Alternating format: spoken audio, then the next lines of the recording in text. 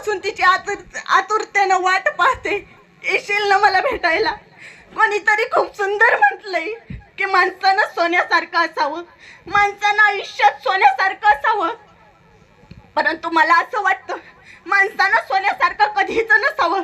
कारण सोनं हे नेहमी तिजोरीत राहतं, सोनं हे नेहमी कपाटात राहतं. म्हणून माणसानं कधीच सोन्यासारखं नसावं. माणसानं नेहमी परीचा समान असावं. ज्याच्या संगतीत जावं त्याचं सोनं करून टाकावं. असंच माझ्या आयुष्याचं सोनं करणाऱ्या माझ्या आजीच्या आत्म्यास चिरशांती लाभो, एवढीच त्या ईश्वरच्यांनी आणि प्रभूच्यांनी प्रार्थना करते. आणि या शेवटच्या 2 ओळी माझ्या आजीला समर्पित करते. आजी माझी मायेचा सागर, दिला तिने जीवनाकार.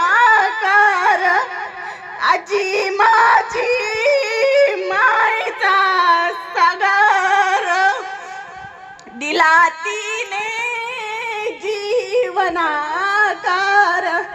नभेची चांदणी तू ग चंदनाची कोर, नभेची चांदणी तू ग चंदनाची कोर.